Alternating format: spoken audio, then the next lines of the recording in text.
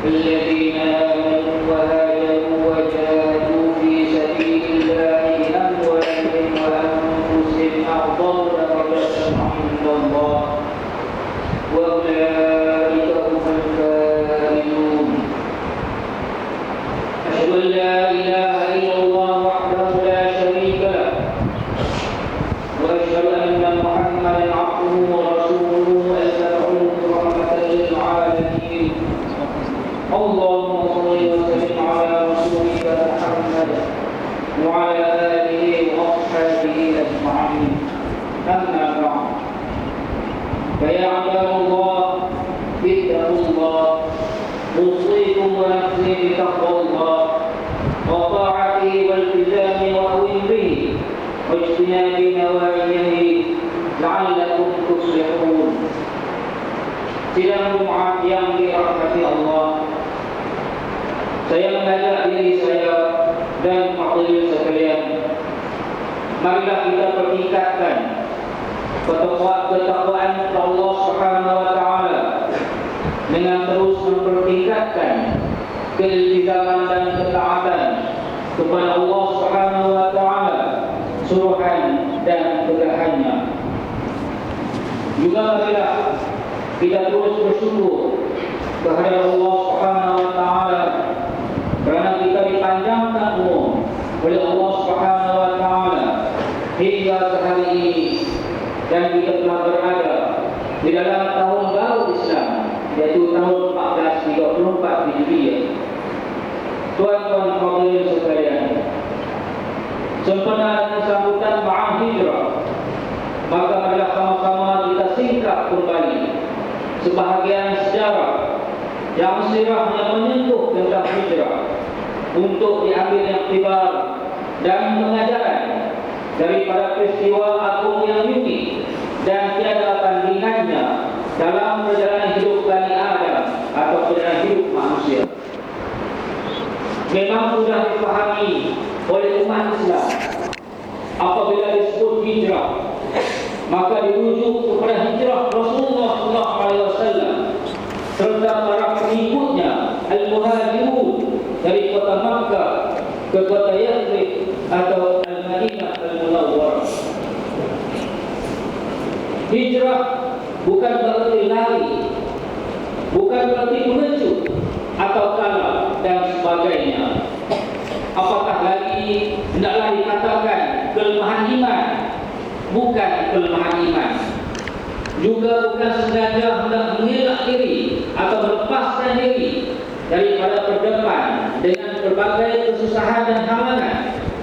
Tetapi hijrah yang berlaku adalah suatu ketentuan dari Allah Subhanahu wa taala untuk maslahah Islam dan penganut Islam di masa itu, dan pengajaran-pengajaran untuk umat Islam seluruhnya. Juga hijrah itu adalah suatu pertolongan Allah Subhanahu wa taala untuk kejayaan Islam dan penganut-penganutnya. Firman Allah dalam ayat 40 surah At-Taubah, A'udzu billahi minasyaitonir rajim. Illa tansuruhu faqad nasarahu Allah idh akhrajahu alladhina kafaru thaniya ithnain idh huma fil ghar idh yaqulu li sahibihi la tahzan inna Allaha ma'ana fa'anzalallahu sakinatahu 'alayhi wa ayyadahu bi junudin lam tarawha wa ja'ala kalimatal ladzina kafaru as-sufla wa kalimatullahi hiyal 'ulya wallahu 'azizun hakim. Maksudnya, jika kamu tidak menolongnya, yakni Rasulullah SAW, maka sesungguhnya Allah Subhanahu wa taala telah menolongnya, yakni Rasulullah SAW. Ketika baginda Rasulullah SAW diusir keluar oleh orang-orang kafir, berdua dengan Abu Bakar, berdua dengan orang kedua, yakni Abu Bakar As-Siddiq. Ketika itu kedua-duanya berada dalam gua, yakni gua Sur. Di waktu itu baginda Rasulullah SAW berkata kepada sahabatnya, Jangan engkau berduka cita, sesungguhnya Allah bersama kita. Kalau Allah Subhanahu wa taala menurunkan ketenangan kepadanya dan diperkuatkannya dengan tentera yang kamu tidak dapat melihat, yakni malaikat.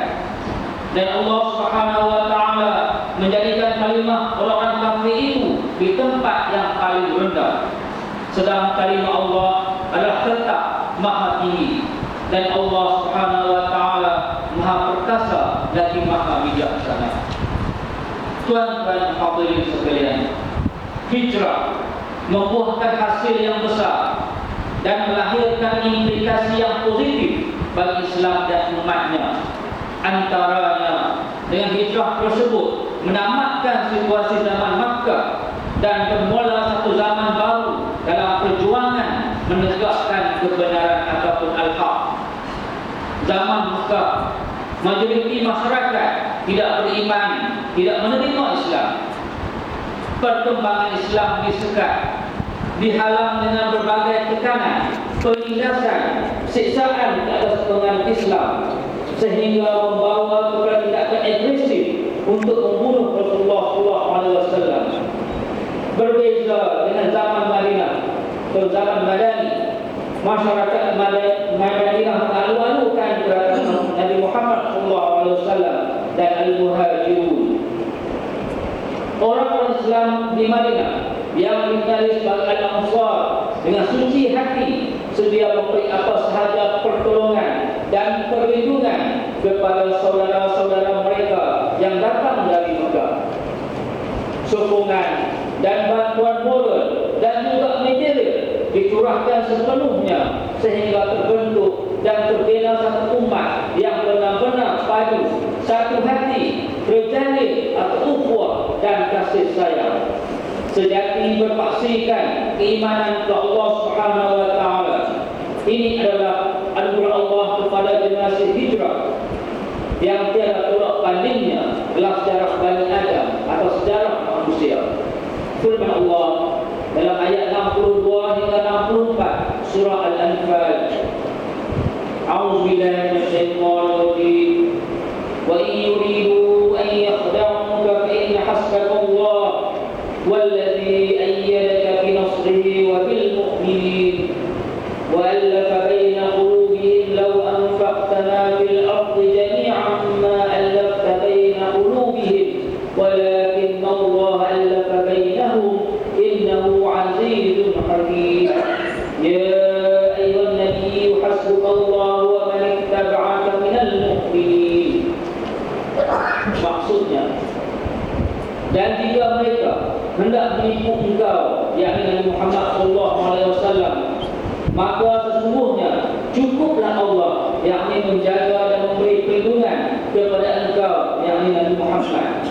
Dialah yakni Allah yang memperkuatkan engkau dengan pertolongannya dan juga sokongan orang-orang yang beriman, dan dialah yakni Allah yang menjinakkan atau menyatukan di antara hati mereka, yaitu hati orang mukmin. Sekiranya engkau belanjakan semua apa yang ada di bumi ini untuk menjinakkan hati mereka, nescaya engkau tidak dapat menyatukan di antara hati mereka. Tetapi Allah Subhanahu wa taala telah menjinakkan, yang menyatukan di antara hati mereka. Sesungguhnya Allah Subhanahu wa taala Maha Perkasa lagi Maha Bijaksana. Wahai Nabi Muhammad SAW, cukuplah Allah Subhanahu wa taala sebagai penolong engkau serta sokongan kepada pengikut-pengikut engkau di kalangan orang-orang yang beriman. Tuan-tuan hadirin sekalian, pertemuan mereka di atas jalan yang satu, yakni dalam Islam, dan agama mereka untuk mencapai matlamat yang satu, yakni ridha Allah Subhanahu wa taala. Lenyaplah fanatik kesukuan ataupun kabilah. Terhapuslah permusuhan sesama sendiri yang telah wujud lama di zaman jahiliyah. Duduklah semangat kebanggaan kepada keturunan ibu bapa dan datuk nenek. Mereka hanya dikenali sebagai al-mu'minin, yakni orang-orang yang beriman. Tiada lagi label Makkiyin, orang-orang Makkah, dan tiada lagi label Madiniyin atau orang-orang Madinah. hanya dipakai label al-mu'minin sahaja. Mereka berjuang, berjihad pada jalan Allah Subhanahu wa taala, yang fi sabilillah, tidak lagi perjuangan untuk kabilah-kabilah ataupun suku-suku dan sebagainya. Mereka itulah benar-benar beriman kepada Allah Subhanahu wa taala. Sehubungan dengan itu, Allah Subhanahu wa taala telah berfirman dalam ayat 74 surah Al-Anfal, A'udzu billahi minasyaitonir rajim. Walladzina amanu wa hajaru wa jahadu fi sabilillah walladzina awaw wa nasaru ulaika humul mu'minun haqqan lahum maghfiratun wa rizqun karim. Maksudnya, orang-orang yang beriman dan berhijrah serta berjihad kepada Allah untuk membela Islam, juga orang Ansar yang beri tempat perlindungan ataupun kediaman serta pertolongan kepada orang Muhajirin, mereka itulah orang-orang yang benar-benar beriman. Mereka yang ini dijadikan Allah Subhanahu wa taala akan mendapat keampunan dan mendapat limpah dunia yang mulia. Tuan-tuan hadirin sekalian, perkara asas yang disedari oleh Bani Adam ataupun umat manusia, bahawa hijrah membawa risalah dan mesej yang besar untuk alam seluruhnya. Risalah ini bukanlah rekaan manusia, tetapi datang dari Allah Subhanahu wa taala, Nabi Rasulullah sallallahu alaihi wasallam, seperti yang pernah dijelaskan oleh Dr. Muhammad Al-Bahi dalam kitabnya Al-Islam fi Hayatul Muslim, bahawa kebenaran risalah yang dibawa oleh Rasulullah SAW telah menjadi faktor utama sehingga membawa berlaku hijrah. Dan risalah besar ialah tahrir al-insan, yang membebaskan insan atau manusia daripada aspek akidahnya, aspek pemikirannya, dan tidak laku serta amalannya, bebas ataupun bersih daripada keberhalaan dan syirik dalam akidah, serta bebas ataupun bersih daripada ikatan belenggu hawa nafsu dan tarikan duniawi dalam pemikiran dan amalan ataupun dalam urusan hidup. Kerana itulah, maka hijrah tidak hanya terbatas maknanya kepada perpindahan tempat dari Makkah ke kota Yathrib atau Madinah Al-Munawwarah. Kerana hijrah meninggalkan tempat seperti itu sudah berakhir dengan kejayaan Rasulullah SAW serta orang mukmin dengan izin Allah dapat menguasai kembali Makkah Al-Mukarramah atau Fathul Makkah pada tahun 8 Hijriah. Yang tinggal lagi ialah kefarduan jihad fi sabilillah dengan niat yang soleh dalam melaksanakan apa jua kerja dan amal yang diperintah oleh syarak yang Islam, sekaligus meninggalkan apa jua yang ditegak oleh syarak. Ibn Abbas radhiyallahu anhu an Nabi sallallahu alaihi wasallam qala yaumul fath la hijrata ba'dal fath walakin jihad wa niyyah wa idza istanfaratum fanfiru. Bermaksud Ibn Abbas radhiyallahu anhu bahawa Nabi Muhammad sallallahu alaihi wasallam bersabda pada hari pembukaan Makkah, yang setelah berjaya menguasai kembali Makkah Al-Mukarramah, katanya tidak ada hijrah dan meninggalkan Makkah lagi selepas pembukaan Makkah, tetapi yang ada adalah jihad dan niat yang soleh. Dan apabila kamu diminta keluar dan berjihad pada Allah, hendaklah kamu keluar. A'udzu billahi minasyaitonir rajim.